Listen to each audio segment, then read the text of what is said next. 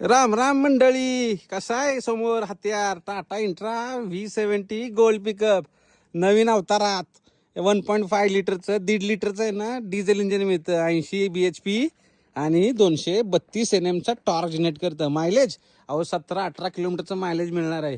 खासियत काय माहितीये का? पहिलं तुम्हाला 2 वर्ष 72,000 किलोमीटरची वॉरंटी होती. आता 3 वर्ष 1,00,000 किलोमीटरची वॉरंटी मिळते.